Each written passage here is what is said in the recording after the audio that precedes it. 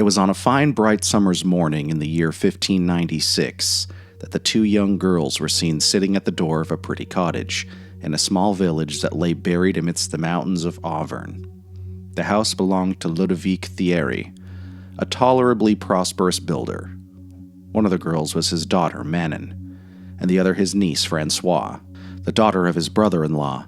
The mother of Francoise had been some years dead, and Michael, a strange old man, learned in all the mystical lore of the Middle Ages, had educated his daughter after his own fancy, teaching her some things useless and futile, but others beautiful and true. He not only instructed her to glean information from books, but he led her into the fields, taught her to name each herb and flower, making her acquainted with their properties, directing her attention to the brave, o'er-herring firmament. He had told her that all was known of the golden sphere that were rolling above her head. But Michael was also an alchemist, and he had for years been wasting his health in nightly vigils over crucibles, and his means in expensive experiments. And now, alas, he was nearly 70 years of age, and his lovely Francoise 17, and neither the elixir vitae nor the philosopher's stone had yet rewarded his labors.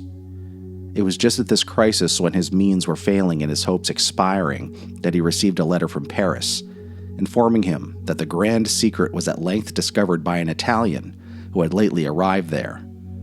Upon his intelligence, Michael thought the most prudent thing he could do was to waste no more time and money by groping in the dark himself, but to have recourse to the fountain of light at once. So, sending Francoise to spend the interval with her cousin Manon, he himself started for Paris to visit the successful philosopher. Although she sincerely loved her father, the change was by no means unpleasant to Francoise. The village of Laux, in which Manon resided, humble as it was yet more cheerful than the lonely dwelling of the physician, and the conversation of the young girl more amusing than the dreamy speculations of the old alchemist. Manon, too, was rather a gainer by her cousin's arrival, for as she held her head a little high on account of her father being the richest man in the village, she was somewhat nice about admitting the neighborly damsels to her intimacy, and a visitor so unexceptionable as Francoise was by no means unwelcome. Thus, both parties were pleased, and the young girls were anticipating a couple of months of pleasant companionship at the moment we have introduced them to our readers, seated at the front of the cottage. "The heat of the sun is insupportable, Manon," said Francoise. "I really must go in." "Do," said Manon. "But won't you come in too?" asked Francoise. "No, I don't mind the heat," replied the other. Francoise took up her work and entered the house, but as Manon still remained without, the desire for conversation soon overcame the fear of the heat, and she approached the door again, where, standing partly in the shade, she could continue to discourse. As nobody appeared disposed to brave the heat but Manon, the little street was both empty and silent, so that the sound of a horse's foot crossing the drawbridge, which stood at the entrance to the village, was heard some time before the animal or his rider were in sight.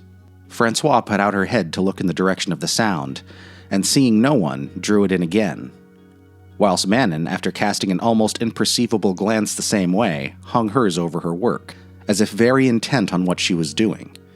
But could Francoise have seen her cousin's face, the blush that first overspread it, and the paleness that succeeded, might have awakened a suspicion that Manon was not exposing her complexion to the sun for nothing. When the horse drew near, the rider was seen to be gay and somewhat cavalier, attired in his perfection of fashion, whilst the rich embroidery of the small cloak tint hung gracefully over his left shoulder, sparkling in the sun, testified no less than his distinguished air to his high-ranking condition. Francoise, who had never seen anything so bright and beautiful before, was so entirely obsessed in contemplating the pleasing spectacle that, forgetting to be shy or to hide her own pretty face, she continued to gaze on him as he approached with dilated eyes and lips apart, wholly unconscious as the surprise was mutual. It was not until she saw him lift his bonnet from his head and, with a reverential bow, do homage to her charms that her eyes fell and the blood rushed to her young cheek. Involuntarily, she made a step backward, into the passage, but when the horse and his rider had passed the door, she almost as involuntarily resumed her position and protruded her head to look after him.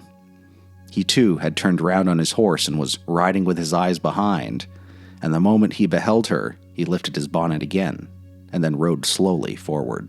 "Upon my word, Mademoiselle Francoise," said Manon with flushed cheeks and angry eyes. "This is rather remarkable, I think. I was not aware of your acquaintance with Monsieur de Vardez." "With whom?" said Francois. Is that Monsieur de Vardez?" "To be sure it is," replied Manon. "Do you pretend to say you do not know it?" "Indeed I did not," answered Francois. "I never saw him in my life before." "Oh, I dare say," responded Manon with an incredulous laugh. "Do you suppose I am such a fool as to believe you?" "What nonsense, Manon! How should I know Monsieur de Vardez? But do tell about him. Does he live at the chateau?" "He has been living there lately," replied Manon sulkily. "And where did he live before?" inquired Francois. "He has been traveling, I believe," said Manon. This is true. Victor de Vardez had been making the tour of Europe, visiting foreign courts, jousting in tournaments, and winning fair ladies' hearts.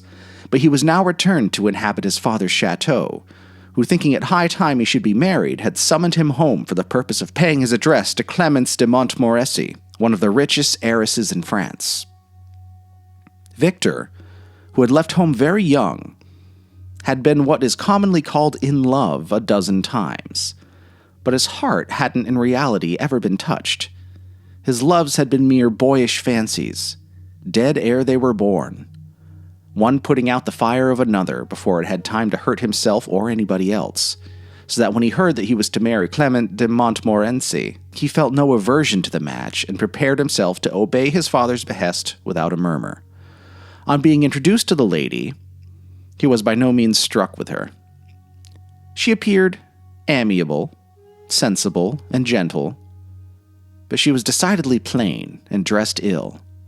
Victor felt no disposition whatever to love her, but on the other hand, he had no dislike to her. And as his heart was unoccupied, he expressed himself perfectly ready to comply with the wishes of his family and hers, by whom this alliance had been arranged from motives of mutual interest and accommodation. So he commenced his course of love, which consisted in riding daily to the chateau of his intended father-in-law, where, if there was company and he found amusement, he frequently remained a great part of the morning. Now it happened that his road lay through the village of Laux, where Manon lived, and happened one day to see her at the door. With the gallantry of a gay cavalier, he saluted her. Manon, who was fully as vain as she was pretty, liked this homage to her beauty so well that she thereafter never neglected an opportunity of throwing herself in the way of enjoying it, and the salutation, thus accidentally begun, had from almost daily repetition ripened into a sort of silent flirtation. The young count smiled. She blushed and half smiled too, and whilst he in reality thought nothing about her, she had brought herself to believing he was actually in love with her, and that it was for her sake he so often appeared riding past her door. But on the present occasion, the sight of Francois's beautiful face had startled the young man out of his good manners. It is difficult to say why a gentleman who looks upon the features of one's pretty girl with indifference should be frightened from his propensity by the sight of another, in whom the world in general sees nothing superior. But such is the case, and so it was with Victor. His heart seemed taken by storm. He could not drive the beautiful features from his brain, and although he laughed at himself for being thus enslaved by a low-born beauty, he could not laugh himself out of the impatience he felt to mount his horse and ride back again in hopes of once more beholding her. But this time, Manon alone was risible, and although he lingered and allowed his eyes to wander over the house and glance in at the windows, no vestige of the lonely vision could he descry. Perhaps she did not live there. She was probably but a visitor to the other girl. He would have given the world to ask the question of Manon, but he had never spoken to her, and to commence with such an interrogation was impossible. At least Victor felt it so, for his consciousness already made him shrink from betraying the motives of the inquiry. So he saluted Manon and rode on, but the wandering, anxious eyes, the relaxed pace, and the cold salutation were not lost upon her. Besides, he had not returned from the Chateau de Montmorency before the usual time, and the mortified damsel did not fail to discern the motive of this deviation from his habits. Manon was such a woman as you might live with well enough as long as you steered clear of her vanity, But once come in collision with that, the strongest passion of her nature, and you aroused a latent venom that was sure to make you smart. Without having ever vowed eternal friendship, or pretending to any remarkable affection, the girls had been hitherto very good friends. Manon was aware that Francois had possessed a great deal of knowledge, of which she was utterly destitute. But as she did not value the knowledge, and had not the slightest conception of what it was worth, she was not mortified by the want of it, nor envious of the advantage. She did not consider that it was one. But in the matter of beauty, the case was different. She had always persuaded herself that she was much the handsomer of the two. She had black shining hair and dark flashing eyes, and she honestly thought the soft blue eyes and auburn hair of her cousin tame and ineffective. But the too evident saisissement of the young count had shown her a rival where she had not suspected one, and her vexation was as great as her surprise. Then she was so puzzled what to do. If she abstained from sitting at the door herself, she could not see Monsieur de Vardez, and if she did sit there, her cousin would assuredly do the same. It was extremely perplexing, but Francois settled the question by seating herself at the door of her own accord. Seeing this, Manon came too, to watch her, but she was sulky and snappish, and when Victor not only distinguished Francois as before, but took an opportunity of alighting from his horse to tighten his girths just opposite the door, she could scarcely control her passion. It would be tedious to detail how, for the 2 months that ensued, this sort of silent courtship was carried on. Suffice it to say that by the end of Francois's visit to Laux, she was in complete possession of Victor's heart, and he of hers, although they had never spoken a word to each other. And when she was summoned home to Cannabis to meet her father, she was completely divided betwixt the joy of once more seeing her dear old man and the grief of losing, as she supposed, all chance of beholding again the first love of her young heart. But her fears deceived her. Victor's passions had by this time overcome his diffidence, and he had contrived to learn all he required to know about her from the blacksmith of the village, one day when his horse very opportunely lost a shoe, and as Cannabis was not a great way from the Chateau de Montmorency, he took an opportunity of calling on the old physician, under pretense of needing his advice. At first he did not succeed in seeing Francois, but perseverance brought him better success, and when they became acquainted, he was as much charmed and surprised by the cultivation of her mind as he had been by the beauty of her person. It was not difficult for Victor to win the heart of the alchemist, for the young man really felt, without having occasion to feign on interest and curiosity with the respect of the occult researches so prevalent at that period, and thus, gradually, larger and larger portions of his time were subtracted from the Chateau de Montmorency to be spent at the physician's. Then, in the green glades of that wide domain which extended many miles around, Victor and Francois strolled together arm in arm. He vowed eternal affection, and declaring that this rich inheritance of the Montmorency should never tempt him to forswear his love. But though thus happy, the world forgetting, they were not by the world forgot. For the day of Victor's first salutation to Francois, Manon had become her implacable enemy.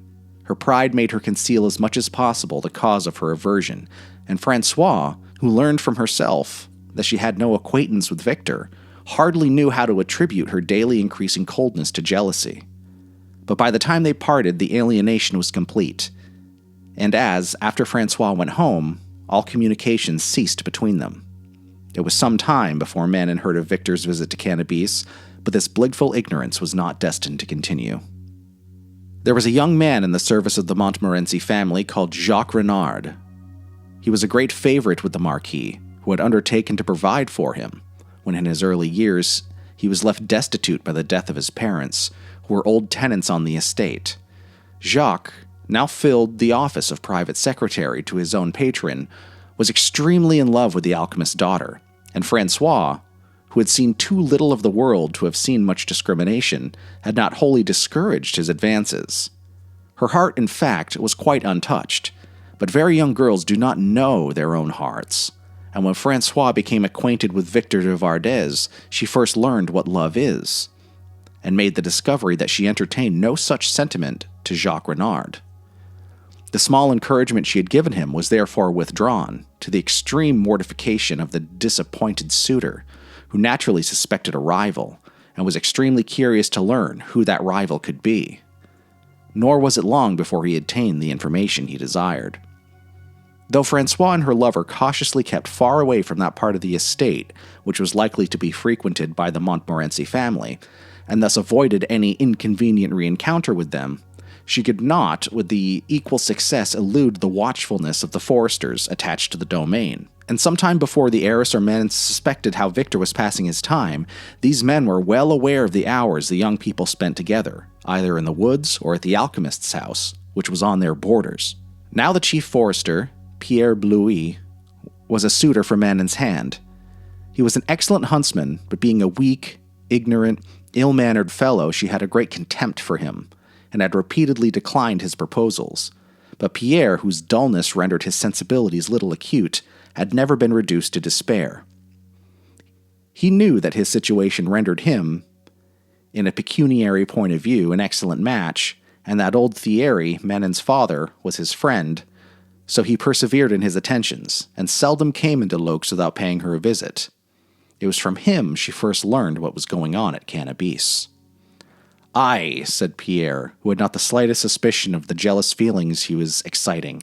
"Aye, there be a precious blow-up by and by when it comes to the ears of the family. What will the Marquis and the old Count de Vardez say when they find that, instead of making love to Mamselle Clemence, he spends his time with Francois Thelouse?" "But is not Mamselle Clemence already angry that he is not more with her?" inquired Manon. "I don't know," replied Pierre. "But that's what I was thinking of asking Jacques Renard the first time he come shooting with me." "I'm sure I would not put up with it if I were she," exclaimed Manon with a toss of the head, "and I think you would do very right to mention it to Jacques Renard. Besides, it can come to no good for Francois. Of course, the Count would never think of marrying her." "I don't know that," answered Pierre. "Margot, their maid, told me another story." "You don't mean that the Count is going to marry Francois?" exclaimed Manon with unfeigned astonishment. "Margot said he is," answered Pierre. "Well, then all I can say is," cried Manon, her face crimson with passion, "all I can say is that they must have bewitched him. Between them, she and that old conjurer, my uncle." "Well, I should not wonder," said Pierre. "I've often thought that old Michael knew more than he should know." Now, Manon, in reality, entertained no such idea, but under the influence of the evil passions that were raging within her at the moment, she nodded her head as significantly as she were thoroughly convinced of the fact. In short, as if she knew more than she chose to say, and thus sent away the weak, superstitious Pierre, possessed with the notion that he lost no time in communicating with his brother huntsman. Nor was it long before Victor's attention to Francois was made known to Jacques Renard, accompanied with certain suggestions that Michael Theloise and his daughter were perhaps what the Scotch call no canny, a persuasion that the foresters themselves found little difficulty in admitting. In the meanwhile, Clemence de Montmorency had not been unconscious of Victor's daily declining attentions. He had certainly never pressed his suit with great earnestness, but now he did not press it at all.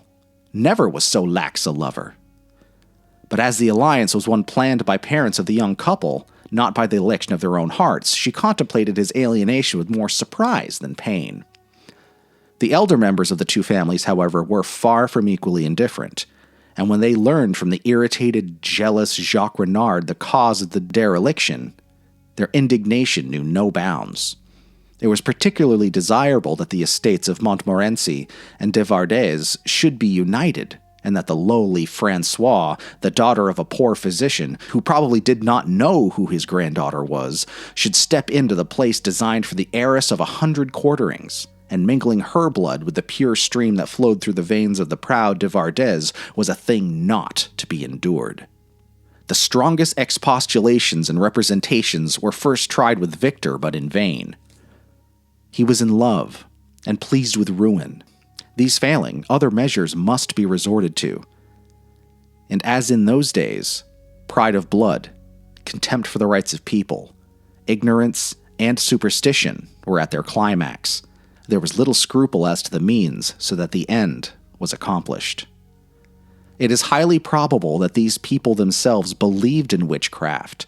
The learned, as well as the ignorant, believed in it at that period, And so unaccountable a perception of the senses as Victor's admiration of Francois naturally appeared to persons who could discern no merit unadorned by rank would seem to justify the worst suspicions, so that when Jacques hinted the notion prevailing amongst the foresters with respect to old Michael and his daughter, the idea was seized on with avidity. Whether Jacques believed his own accusation, it is difficult to say. Most likely not, but it gratified his spite and served his turn, and his very little scrupulous nature sought no further. The Marquis shook his head ominously, looked very dignified and very grave, said the same thing must be investigated, and desired that the foresters and those who had the best opportunities for observation should keep an attentive eye on the alchemist and his daughter, and endeavor to obtain some proof of their malpractices, whilst he considered what best to be done in such an emergency. The wishes and opinions of the great have at all times a strange omnipotence, and this influence in 1588 was a great deal more potential than it is now.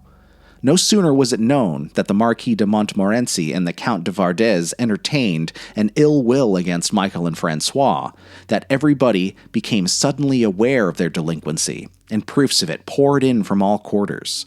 Amongst other stories, there was one which sprung from nobody knew where, probably from some hasty word or slight coincidence, which flew like wildfire amongst the people and caused an immense sensation. It was asserted that the Montmorency huntsman had frequently met Victor and Francois walking together in remote parts of the domain, but that when they drew near, she suddenly changed herself into a wolf and ran off. It was a favorite trick of witches to transform themselves into wolves, cats, and hares, and werewolves were the terror of the rustics. And just as at that period, there happened to be one particularly large wolf that had almost miraculously escaped the foresters' guns, she was fixed upon as the representative of the metamorphized Francois. Whilst the storm had been brewing, the old man, absorbed in his studies, which had received a fresh impetus from his late journey to Paris, and the young girl, wrapped in the entrancing pleasures of a first love, remained wholly unconscious of the dangers that were gathering around them. Margot, the maid, had indeed not only heard, but had felt the effects of the rising prejudice against her employers. When she went to Laux for her weekly marketings, she found herself coldly received by some of her old familiars, while by some more friendly. She was seriously advised to separate her fortunes from that of persons addicted to such unholy arts. But Margot, who had nursed Francois in her infancy, was deaf to their insinuations. She knew what they said was false, and feeling assured that if the young count married her mistress, it would soon die away, she did not choose to disturb the peace of the family and the smooth current of the courtship by communicating those disagreeable rumors. In the meantime, Pierre Blouy, who potentially believed the mischief that himself had made, was extremely eager to play some distinguished part in the drama of witch-finding. He knew that he should obtain the favor of his employers if he could bring about the conviction of Francois, and he also thought that he should gratify his mistress. The source of her enmity he did not know, nor care to inquire, but enmity he perceived there was, and he concluded that the destruction of the object of it would be an agreeable sacrifice to the offended Manon. Moreover, he had no compunction, for the conscience of his superiors was his conscience, and Jacques Renard was so entirely confirmed his belief in the witch story that his superstitious terrors, as well as interest, prompted him to take an active part in the affair. Still, he felt some reluctance to shoot the wolf, even could he succeed in doing so, from the thorough conviction that it was in reality not a wolf, but a human being he would be aiming at. But he thought if he could entrap her, it would not only save his own feelings, but answer the purpose much better, and accordingly he placed numerous snares, well baited in that part of the domain most frequented by the lovers, and expected every day when he visited them to find Francois, either in one shape or the other, fast by the leg. He was for some time disappointed, but at length he found in one of the traps none the wolf or Francois, but a wolf's foot. An animal having evidently been caught, and in the violence of its struggles for freedom had left its foot behind. Pierre carried away the foot and baited his trap again. About a week had elapsed since the occurrence of his circumstance, when one of the servants of the chateau, having met with a slight accident, went to the apothecary's at Laux for the purpose of purchasing some medicaments, and there met Margot, who had arrived from Cannabis for the same purpose. Mademoiselle Francois, it appeared, had so seriously hurt one of her hands that her father had been under the necessity of amputating it. As all gossip about the family was just then very acceptable at home, the man did not fail to relate what he had heard, and the news, ere long, reached the ears of Pierre Blouy. It would have been difficult to decide whether horror or triumph prevailed in the countenance of the astonished huntsman at this communication. His face first flushed with joy, and then became pale with affright. It was thus all true. The thing was clear. And he, the man destined to produce the proof. It had been Francois that was caught in the trap, and she had released herself at the expense of one of her hands, which, divided from herself, was no longer under the power of her own incantation, and had therefore retained the form she had given it from when she resumed her own. Here was the discovery. Pierre Blouy actually felt himself so overwhelmed by its magnitude that he was obliged to swallow a glass of cognac to restore his equilibrium before he could present himself before Jacques Renard to detail the stupendous mystery and exhibit the wolf's foot. How much Jacques Renard, or the Marquis, whether he heard it, believed of this strange story can never be known. Certainly it is, however, that within a few hours after this communication had been made to them, the commissaire de Quartier, followed by a mob from Laux, arrived at Cannabis and straightway carried away Michael and his daughter on a charge of witchcraft. The influence of their powerful enemies, hurried on by the judicial process, by courtesy called a trial, where the advantages were all on one side and the disadvantages all on the other, and poor, terrified, and unaided the physician and his daughter were, with little delay, found guilty and condemned to die at the stake. In vain they pleaded their innocence. The wolf's foot was produced in court, and combined with the circumstances that Francois Thelouise had really lost her left hand was considered evidence incontrovertible. But where was the lover the while? Alas, he was in Paris, where shortly before these events his father had on some pretext sent him, the real object being to remove him from the neighborhood of Cannabis. Now, when Manon saw the fruits of her folly and spite, she became extremely sorry for what she had done, for she knew very well that it was with herself the report had originated. But though powerful to harm, she was weak to save. When she found that her uncle and cousin were to lose their lives and die a dreadful death on account of the idle words dropped from her own foolish tongue, her remorse became agonizing. But what could she do? Where look for assistance? Nowhere, unless in Victor Vardez, and he was far away. She had no jealousy now, glad she would have been, to be preparing to witness her cousin's wedding instead of her execution. But those were not the days of fleet posts. If they had been, Manon would have doubtless known how to write. As it was, she could neither write a letter to the court nor have sent it when written. And yet in Victor lay her only hope. In this trait she summoned Pierre Blouy, and asked him if he would go to Paris for her and inform the young count of the impending misfortune. But it was not easy to persuade Pierre to so rash an enterprise. He was afraid of bringing himself into trouble with the Montmorencys. But Manon's heart was in the cause. She represented to him that if he lost one employer, he would get another, and for the young count would assuredly become his best friend. And when she found that this was not enough to win him for her purpose, she bravely resolved to sacrifice herself to save her friends. "If you will hasten to Paris," she said, stopping neither night nor day, "and tell Monsieur de Vardez of the danger of my uncle and cousin are in, when you come back, I will marry you." The bribe succeeded, and Pierre consented to go, owning that he was the more willing to do so because he had privately changed his own opinion with respect to the guilt of the accused parties. "For," he said, "I saw the wolf last night under the chestnut trees, and as she was very lame, I could have shot her, but I feared my lord and lady would be displeased." "Then how can you be foolish enough to think it my cousin," said Manon, "when you know she is in prison?" "That's what I said to Jacques Renard," replied Pierre, "but he bade me not meddle with what did not concern me." In fine, love and conscience triumphed over fear and servility, and as soon as the sun set behind the hills, Pierre Blouy started for Paris. How eagerly now did Manon reckon the days and hours that were to elapse before Victor would arrive.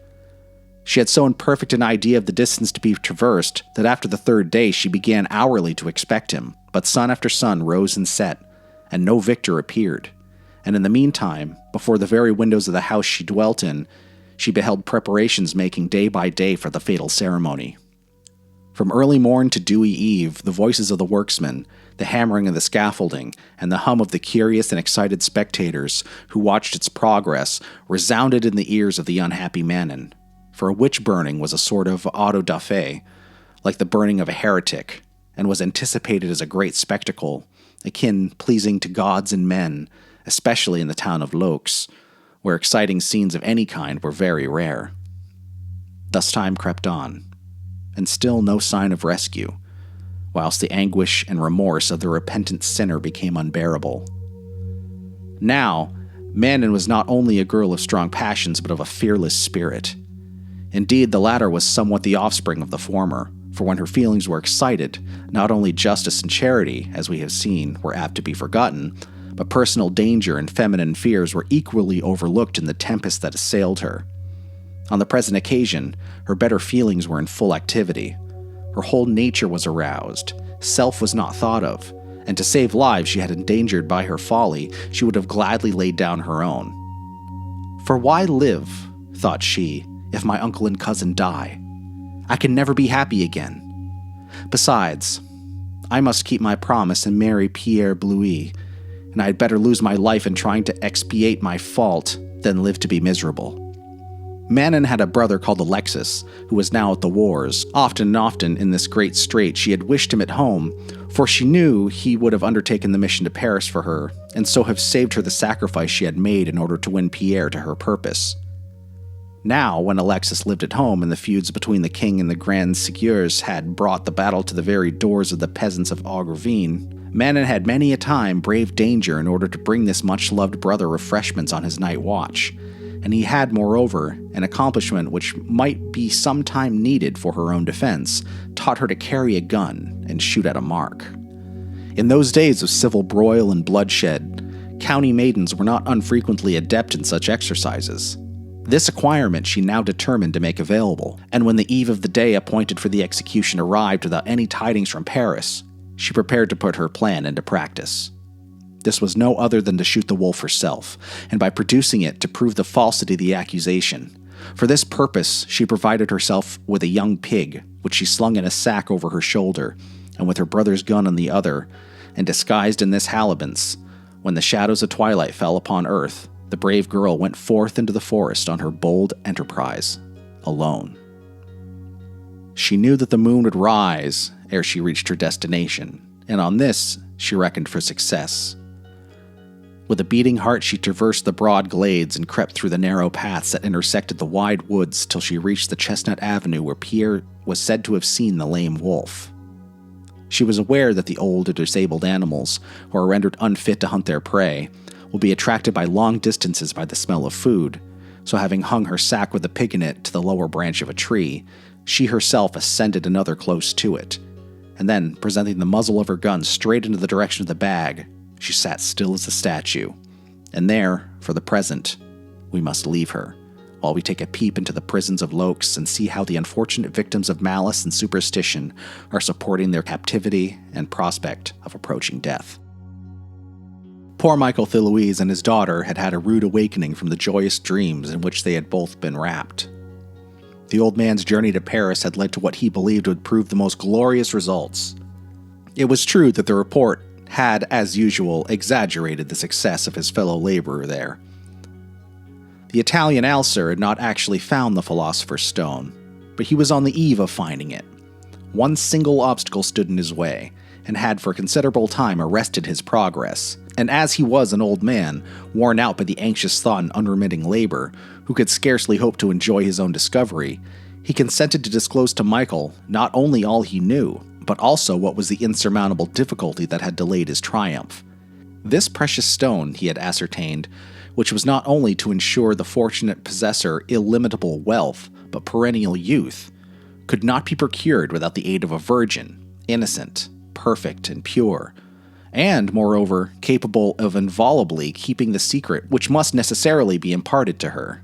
Now, said the Italian, virgins are to be had in plenty, but the second condition I find it impossible to fulfill, for they invariably confide what I tell them to some friend or lover, and thus the whole process becomes vitiated, and I am arrested on the very threshold of success. Great was the joy on Michael on hearing this, for he knew well that Francois, his pure, innocent, beautiful Francois, could keep a secret. He had often had occasion to prove her fidelity, so bidding the Italian keep himself alive but for a little space, when he, in gratitude for what he had taught him, would return with a long-sought-for treasure and restore him to health, wealth, and vigorous youth, the glad old man hurried back to Cannabis and set himself about it like the sea. It was in performing the operation required for her that Francois had so injured her hand that amputation had become unavoidable, and great as has been the joy of Michael, was now his grief. Not only had his beloved daughter lost her hand, but the hopes he had built on her cooperation were forever annihilated, maimed and dismembered. She was no longer eligible to assist in the sublime process.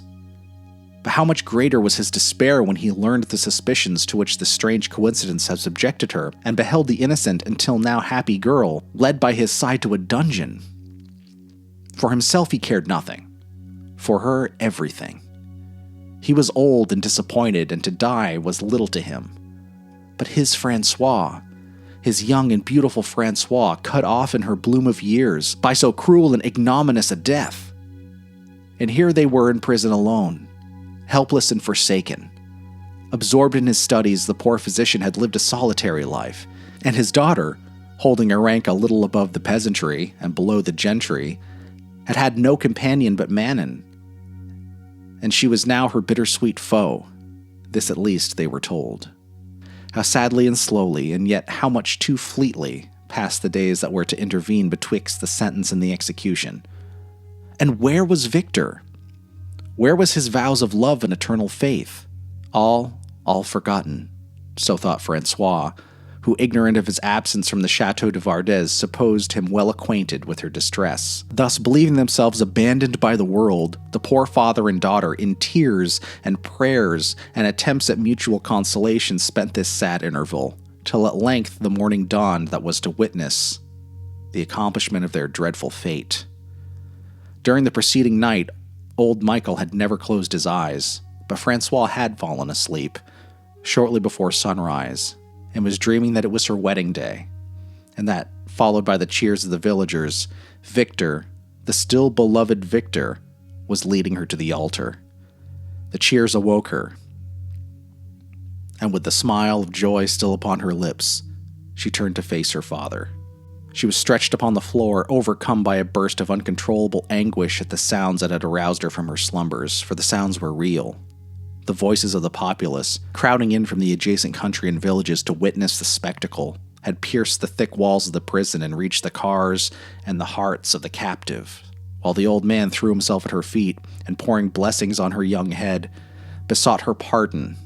Francois almost forgot her own misery in this, and when the assistants came to lead them forth to execution, she not only exhorted him to patience, but supported with her arm the feeble frame that, wasted by age and grief, could furnish but little fuel for the flame that awaited them. Nobody would have imagined that in this thinly peopled neighborhood so many persons would have been brought together that were assembled in the marketplace of Lokes to witness the death of Michael and his daughter. A scaffolding had been erected all around the square for the spectators, that designed for the gentry being adorned with tapestry and garlands of flowers. There sat, amongst others, the families of Montmorency and de Vardez, all except the Lady Clemence, whose heart recoiled from beholding the death of her rival. Although no more enlightened than her age, she did not doubt the justice of the sentence that had condemned her. In the center of the area was a pile of faggots, and near it stood the assistant executioners and several members of the church, priests and friars in their robes of black and gray. The prisoners, accompanied by a procession which was held by the judge and terminated by the chief executioner of the law, were first marched around the square several times in order that the whole of the assembly might be gratified with the sight of them, and then being placed in front of the pile, the bishop of the district, who attended in his full canonicals, commenced a mass for the souls of the unhappy persons about to depart this life under such painful circumstances, after which he pronounced a somewhat lengthy oration on the enormity of their crime, ending with an exhortation to confession and repentance. These, which constituted the whole of the preliminary ceremonies, being concluded, and the judge having read the sentence, to the effect that, being found guilty of abominable and devilish magic arts, Michael and Francois were condemned to be burnt, especially for that of said Francois, by her own arts, and those of her father, had bewitched the Count de Vardez, and had sundry times visibly transformed herself into the shape of a wolf, and by being caught in a trap had thereby lost her hand. The prisoners were delivered to the executioner, who prepared to bind them previously to their being placed on the pile. Then Michael fell upon his knees, and crying aloud to the multitude, besought them to spare his daughter and to let him die alone. And the hearts of some amongst the people were moved, but from that part of the area where the nobility were seated, there issued a voice of authority, bidding the executioner proceed. So the old man and the young girl were placed upon the pile, and the assistants, with torches in their hands, drew near to set it alight, when a murmur arose from afar, then a hum of voices, a movement in the assembled crowd, which began to sway to and fro like the awing of vast waters. There was a cry of, "Make way! Make way! Open a path! Let her advance!" And the crowd divided, and a path was opened, and there came forward, slowly and with difficult pie, disheveled and with clothes torn and stained with blood, Manon Thierry, dragging behind her a dead wolf. The crowd closed in as she advanced, and when she reached the center of the area, there was straightway a dead silence. She stood for a moment looking around, and when she saw where the persons in authority sat, she fell upon her knees and essayed to speak, but her voice was choked by emotion. No words escaped her lips. She could only point to the wolf and plead for mercy by her looks, where her present anguish of soul and the danger and terror she had lately encountered were legibly engraved. The appeal was understood, and gradually the voices of the people rose again. There was a reaction. They who had been so eager for the spectacle were now ready to supplicate for the victims. The young girl's heroism had conquered their sympathies. "Pardon! Pardon!" was the cry, and a hope awoke in the hearts of the captives. But the interest of the Montmorencies was too strong for that of the populace. The nobility stood by their order, and stern voices commanded silence, and that the ceremony should proceed. And once more the assistants brandished their torches and advanced to the pile. And then Manon, exhausted with grief, terror, and loss of blood, fell upon her face to the ground. But now, again, there is a sound from afar, and all voices are hushed, and all ears are strained. It is the echo of a horse's foot galloping over the drawbridge.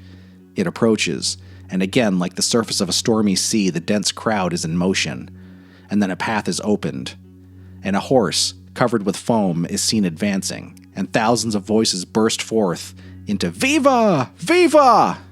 The air rings with acclamations. The rider was Victor de Vardez, bearing in his hand the king's order for arrest of execution. Pierre Blouy had faithfully performed his embassy, and the brave Henry IV, moved by the prayers and representations of the ardent lover, had hastily furnished him with a mandate commanding respite till further investigation. Kings were all-powerful in these days, and it was no sooner known that Henry was favorable to the lovers that the harmlessness of Michael and his daughter were generally acknowledged, the production of the wolf wanting a foot now being considered as satisfactory a proof of their innocence, as the production of the foot wanting the wolf had formerly been of their guilt. Strange human passions, subject to such excess and to such revulsions. Michael and his daughter were happily escaped, and under the king's countenance and protection, the young couple were married. But we need not remind such of our readers that are learned in the annals of witchcraft how many unfortunate persons have died at the stake for crimes imputed to them, on no better evidence than this. As for the heiress of Montmorency, she bore her loss with considerable philosophy.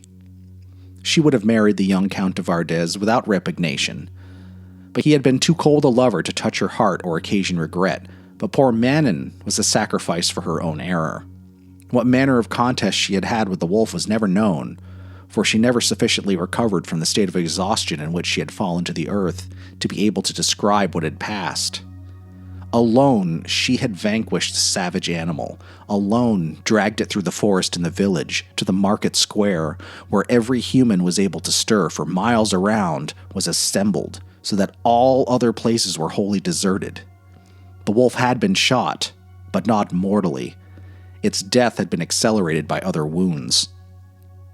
Manon herself was much torn and lacerated, and on the spot where the creature had apparently been slain was found her gun, a knife, and a pool of blood in which lay several fragments of her dress. Though unable to give any connected account of her own perilous adventure, she was conscious of the happy result of her generous devotion, and before she died, received the heartfelt forgiveness and earnest thanks of her uncle and cousin, the former of whom soon followed her to the grave. Despairing now of ever succeeding in his daring object, what was the world to him? He loved his daughter tenderly, but she was possessed with an idea which it had been in the aim and hope of his life to work out. She was safe and happy and needed him no more, and the hope being dead, life seemed to ooze out of him. By the loss of that maiden's hand, who can tell what we have missed? For doubtless it is the difficulty in fulfilling the last condition named by the Italian, which had been the real impediment in the way of all philosophers who have been engaged in alchemical pursuits, and we may reasonably hope that when women shall have learned to hold their tongues, the philosopher's stone will be discovered, and poverty and wrinkles thereafter cease to deform the earth. For long years after these strange events, over the portcullis of the old chateau of the de Vardez, till it fell into utter ruin, might be discerned the figure of a wolf, carved in stone, wanting one of its 4 feet, and underneath it the following inscription: In perpetuum re memoriam. The end.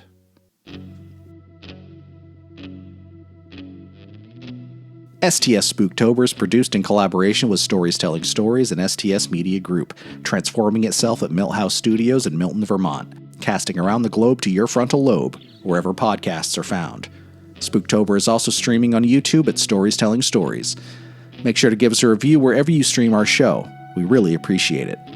Make sure to follow us on Facebook and Instagram, give us a subscribe on YouTube, and consider supporting us on Patreon for $1 a month or more.